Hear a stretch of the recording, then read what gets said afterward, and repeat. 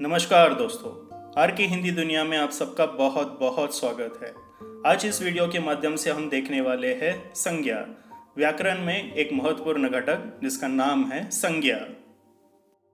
तो सबसे पहले हम संज्ञा की परिभाषा देख लेते हैं। किसी व्यक्ति, वस्तु, स्थान, समूह, भाव, गुण और अवस्था के नाम को संज्ञा कहते हैं। ध्यान में रखना है, संज्ञा एक विकारी शब्द है। विकारी का अर्थ होता है जिस शब्द पर लिंग, वचन, काल और कारक का प्रभाव पड़े उसे विकारी शब्द कहा जाता है। अर्थात संज्ञा यहाँ पर विकारी शब्द है, इस पर लिंग, वचन, काल और कारक का प्रभाव पड़ता है। संज्ञा के मुख्य रूप से 3 भेद माने जाते हैं: व्यक्तिवाचक संज्ञा, जातिवाचक संज्ञा और भाववाचक संज्ञा। जातिवाचक संज्ञा के अंतर्गत और 2 भेद आते हैं: द्रव्यवाचक संज्ञा और समूहवाचक संज्ञा। आज हम इस वीडियो के माध्यम से इन 5 भेदों की जानकारी प्राप्त करेंगे। व्यक्तिवाचक संज्ञा, जिस संज्ञा शब्दों से किसी विशेष व्यक्ति, विशेष प्राणी, विशेष स्थान, विशेष वस्तु आदि के नाम का बोध होता है उन्हें व्यक्तिवाचक संज्ञा कहते हैं। ध्यान में रखना है, इसमें उस नाम की विशेषता महत्वपूर्ण है। उस नाम की विशेषता ही इसकी पहचान है। विशेष व्यक्तियों के नाम, जैसे हमारे भारत के आदरणीय प्रधानमंत्री जी नरेंद्र मोदी जी, महेंद्र सिंह धोनी, सचिन तेंदुलकर, विराट कोहली, लता मंगेशकर, अमिताभ बच्चन। ध्यान में रखना है, अगर मैं इनके चित्र न भी बताऊं तो जैसे जैसे मैं इनका नाम लेता जाऊंगा वैसे वैसे चित्र आपकी आंखों के सामने आते जाएंगे, क्योंकि इनका नाम ही इनकी पहचान है। तो इसी कारण व्यक्तिवाचक संज्ञा में नाम महत्वपूर्ण होता है, जिससे उसकी पहचान बनी रहती है। विशेष स्थानों के नाम, जैसे महाराष्ट्र की राजधानी और भारत की आर्थिक राजधानी मुंबई, नाम लेते से यहाँ की मुख्य इमारत आपकी आंखों के सामने आ जाते हैं। साबरमती आश्रम, जो महात्मा गांधी जी का आश्रम है अहमदाबाद के पास। हवा महल, नाम लेते से आपको जयपुर की याद आ जाती है। जयपुर को पिंक सिटी भी कहा जाता है, गुलाबी शहर कहा जाता है।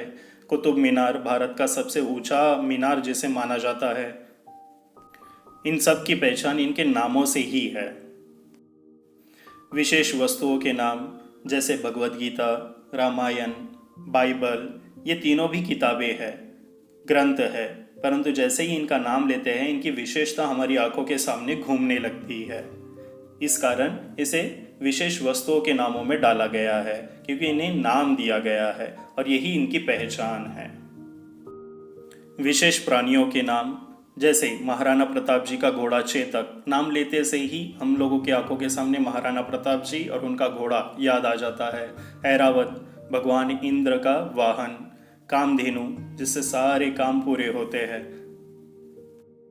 जातिवाचक संज्ञा, जिस संज्ञा शब्दों से एक ही प्रकार के प्राणियों, वस्तुओं, स्थानों आदि का बोध होता है उन्हें जातिवाचक संज्ञा कहते हैं। ध्यान में रखना है, इसमें किसी विशेष प्राणी, वस्तु या स्थान का नाम नहीं लिया जाएगा, यहाँ पर केवल जाति का नाम लिया जाएगा। जैसे प्राणियों में आदमी, औरत, लड़का, घोड़ा, हाथी, इन सब में इनकी जातियों का वर्णन हो रहा है। किसी विशेष व्यक्ति, किसी विशेष प्राणी का वर्णन नहीं हो रहा है, इस कारण इसे जातिवाचक संज्ञा में डाला जाएगा। वस्तु, जैसे किताब, पेन, पेंसिल। किताबों के यहाँ पर नाम नहीं दिया गया है, पेन का कोई नाम या उसका उल्लेख नहीं है, पेंसिल की किसी बात का उल्लेख नहीं है, इस कारण इसे जातिवाचक संज्ञा में डाला जाएगा। स्थान, जैसे शहर, गांव, पाठशाला, पहाड़, नदी, देश, स्टेशन, इन सारे स्थानों का वर्णन हम लोग कर रहे हैं, परंतु किसी विशेष स्थान का उल्लेख नहीं कर रहे हैं। हम अगर शहर लेते हैं तो शहर बहुत से है, गांव लेते हैं तो गांव बहुत से है, नदियाँ बहुत सी है, पाठशालाएं बहुत से है, इस कारण इसे जातिवाचक संज्ञा में डाला जाएगा। भाववाचक संज्ञा, जिन संज्ञा शब्दों से किसी प्राणी या वस्तु की स्थिति, भाव और दशा आदि का बोध होता है उन्हें भाववाचक संज्ञा कहते हैं। ध्यान में रखना है, भाववाचक संज्ञा का हम लोग एहसास कर सकते हैं, इसका अनुभव हम कर सकते हैं, इसे छू कर नहीं देख सकते। तो इसी कारण भाववाचक संज्ञा हमारी भावनाओं से जुड़ी हुई होती है। जैसे बचपन, बुढ़ापा, मानवता, हिंसा, भाईचारा, मित्रता, खुशी, दुख, गुस्सा, ये सारे ही हमारी भावनाओं के अंतर्गत आते हैं। इस कारण इसे भाववाचक संज्ञा में डाला गया है। द्रव्यवाचक संज्ञा, जिन संज्ञा शब्दों से किसी द्रव्य, पदार्थ, धातु या खाने पीने की वस्तुओं का बोध होता हो, उन्हें द्रव्यवाचक संज्ञा कहते हैं। ध्यान में रखना है, अधिकतर द्रव्यवाचक संज्ञा शब्दों का प्रयोग एक वचन में किया जाता है।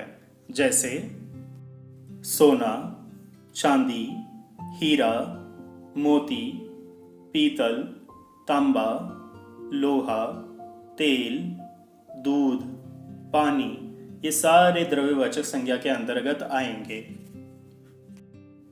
समूहवाचक संज्ञा, जिन संज्ञा शब्दों से किसी समूह या समुदाय का बोध हो, उन्हें समूहवाचक संज्ञा कहते हैं। ध्यान में रखना है, समूहवाचक संज्ञा में समूह अर्थात ग्रुप का वर्णन होगा और यही ग्रुप इसकी सबसे बड़ी पहचान है, यही समूह इसकी पहचान है।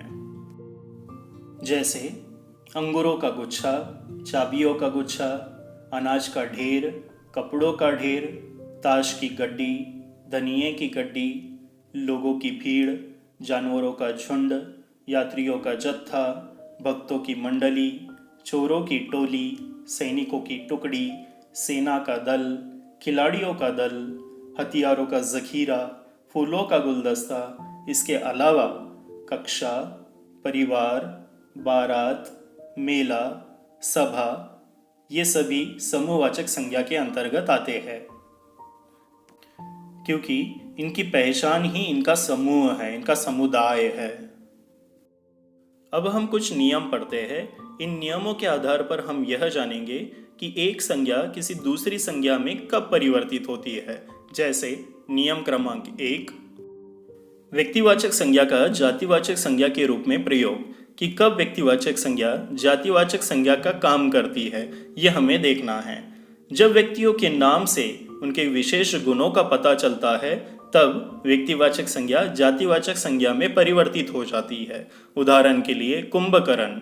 कुंभकर्ण आपको अच्छी तरीके से पता है, जो बहुत ज़्यादा खाता है और बहुत ज़्यादा सोता है। तो जो लड़का या जो व्यक्ति बहुत ज़्यादा खाता है और बहुत ज़्यादा सोता है, तो उसे कुंभकर्ण कहा जाता है। तो इसी प्रकार से गुणों के आधार पर व्यक्तिवाचक संज्ञा जातिवाचक संज्ञा में परिवर्तित होती है।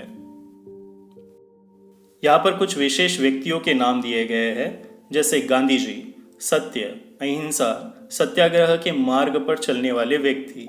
दधीची, दूसरों का कल्याण करने वाले व्यक्ति। कहा जाता है कि दधीची ने लोक कल्याण के लिए अपनी अस्थियों का दान दिया। भगत सिंह, देश के लिए मर मिटने वाले व्यक्ति। कहा जाता है कि भगत सिंह 23 वर्ष की उम्र में भारत माता की स्वतंत्रता के लिए हंसते हंसते फांसी पर चढ़ गए। विभीषण, अपनों का साथ न देने वाला। कहा जाता है रावण का भाई विभीषण रावण की ही मृत्यु का कारण बन गया। इस कारण विभीषण को घर का भेदी कहा जाता है। श्रवण, माता पिता की सेवा करने वाला। जो लड़का, जो बच्चा अपने माता पिता की बहुत सेवा करता है, उसे श्रवण कहा जाता है। जयचंद, धोखा देने वाला।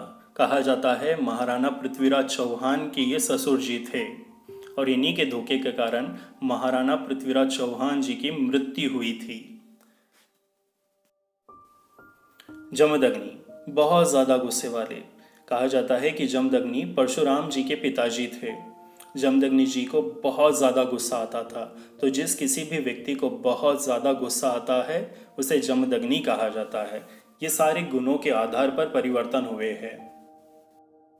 पहला, दधीची ने लोक कल्याण के लिए अपनी अस्थियों का दान किया। यहाँ पर दधीची व्यक्तिवाचक संज्ञा है। भारत में कभी दधीचियों की कमी नहीं रही। यहाँ पर दधीची जातिवाचक संज्ञा है, अर्थात यहाँ पर भारत के उन सारे लोगों को कहा जा रहा है कि जिन्होंने लोक कल्याण के लिए अपनी संपत्तियों का दान दिया है। इस कारण भारत में कभी दधीचियों की कमी नहीं रही। तो यहाँ पर दधीचियों जातिवाचक संज्ञा के अंतर्गत आएगा। दूसरा उदाहरण, भारत की स्वतंत्रता के लिए भगत सिंह हंसते हंसते फांसी पर चढ़ गए। यहाँ पर भगत सिंह व्यक्तिवाचक संज्ञा है। भारत को स्वतंत्रता भगत सिंहों ने दिलवाई। यहाँ पर भगत सिंहों अर्थात क्रांतिकारियों का उल्लेख हुआ है। भारत को स्वतंत्रता भगत सिंहों ने दिलवाई। भगत सिंहों अर्थात जातिवाचक संज्ञा। तीसरा, रावण के भाई का नाम विभीषण था। विभीषण व्यक्तिवाचक संज्ञा। हमारी कक्षा में बहुत से विभीषण हैं। यहाँ पर विभीषण के गुणों को लिया गया है, अर्थात अपनी कक्षा की बात किसी दूसरी कक्षा में जाकर कहने वाला बच्चा, उसे विभीषण कहा जाता है। तो यहाँ पर विभीषण जातिवाचक संज्ञा के रूप में आया है। नियम 2। दूसरे नियम में देखते हैं जातिवाचक संज्ञा का व्यक्तिवाचक संज्ञा के रूप में प्रयोग, कि कब जातिवाचक संज्ञा व्यक्तिवाचक संज्ञा के रूप में बदलेगी। जब किसी व्यक्ति को जातिवाचक नाम दिया गया हो तब। कभी कभी कुछ व्यक्तियों को जातिवाचक नाम दिए जाते हैं तो वही जातिवाचक संज्ञा व्यक्तिवाचक संज्ञा का काम करती है। जैसे नेताजी सुभाष चंद्र बोस जी का उपनाम, चाचा जी जवाहरलाल नेहरू जी का उपनाम, मुंशी लेखक प्रेमचंद दनपत राय श्रीवास्तव जिनका असली नाम था, उन्हें मुंशी प्रेमचंद भी कहा जाता था। प्रियदर्शनी इंदिरा गांधी जी को कहा जाता था। महात्मा गांधी जी का नाम है। इसी के साथ महात्मा फुले भी आप लोगों को अच्छे से पता है। महाकवि कालिदास जी को कहा जाता है। लोह पुरुष सरदार वल्लभ भाई पटेल को कहा जाता है। तो यहाँ पर जितने भी उपनाम दिए गए हैं ये सारे उपनाम जातिवाचक संज्ञा का कार्य करते हैं, परंतु ये सारे उपनाम किसी व्यक्ति विशेष को भी हम लोगों ने दिए हैं। तो जब कभी भी ये उपनाम इन व्यक्ति विशेष के लिए उपयोग होता है तब ये जातिवाचक संज्ञा व्यक्तिवाचक संज्ञा में बदल जाती है। जैसे पहला उदाहरण, नेताजी ने कहा था तुम मुझे खून दो मैं तुम्हें आज़ादी दूंगा। ये स्लोगन, ये नारा आपको अच्छे से पता है, ये नेताजी सुभाष चंद्र बोस जी का दिया हुआ है। तो नेताजी यहाँ पर अर्थ है सुभाष चंद्र बोस जी। तो यहाँ पर नेताजी व्यक्तिवाचक संज्ञा हो गई। चुनाव के समय नेताजी बहुत से वादे करते हैं। यहाँ पर नेताजी जातिवाचक संज्ञा का कार्य कर रही है। चाचा जी भारत के पहले प्रधानमंत्री थे और उन्हें गुलाब बहुत पसंद था। यहाँ पर चाचा जी पंडित जवाहरलाल नेहरू जी के लिए आया है, तो इस कारण यहाँ पर चाचा जी व्यक्तिवाचक संज्ञा का कार्य कर रही है। मेरे चाचा जी ने मेरी सहायता की, दूसरे उदाहरण में चाचा जी जातिवाचक संज्ञा का कार्य कर रही है। मेघदूत में महाकवि को नदियों का सचेतन रूप पसंद था। यहाँ पर महाकवि कालिदास के लिए आई है, क्योंकि कालिदास की रचना मेघदूत है, उन्होंने मेघदूत की रचना की थी। तो महाकवि कालिदास जी के लिए आई है, इसलिए व्यक्ति विशेष व्यक्तिवाचक संज्ञा। आजकल महाकवि बहुत कम नजर आते हैं। यहाँ पर महाकवि सारे कवियों के लिए कहा गया है, इस कारण जातिवाचक संज्ञा। नियम 3। तीसरे नियम में हम लोग देखेंगे कि भाववाचक संज्ञा का व्यक्तिवाचक संज्ञा के रूप में प्रयोग कब होता है। जब भाववाचक संज्ञा किसी व्यक्ति का विशेष नाम हो तब, अर्थात भाववाचक संज्ञा किसी व्यक्ति विशेष का जब नाम होगा, उसे व्यक्ति विशेष को विशेष नाम दिया जाएगा, तब भाववाचक संज्ञा व्यक्तिवाचक संज्ञा का कार्य करती है। उदाहरण के लिए, पहला, मैंने रात में सपना देखा। यहाँ पर सपना एक कल्पना है, एक भावना है, तो इसे भाववाचक संज्ञा में डाला जाएगा। सपना आज पाठशाला नहीं गई। सपना एक लड़की का नाम है, इसलिए व्यक्तिवाचक संज्ञा। प्रेम पढ़ाई में होशियार है। प्रेम किसी लड़के का नाम है, इसलिए व्यक्तिवाचक संज्ञा। प्रेम से संसार को बस में किया जा सकता है। यहाँ पर प्रेम हमारी दिल की भावना से संबंधित है, इस कारण भाववाचक संज्ञा। तो ध्यान में रखना है, भाववाचक संज्ञा किसी व्यक्ति विशेष का जब नाम होता है तब वो व्यक्तिवाचक संज्ञा का कार्य करती है। नियम 4।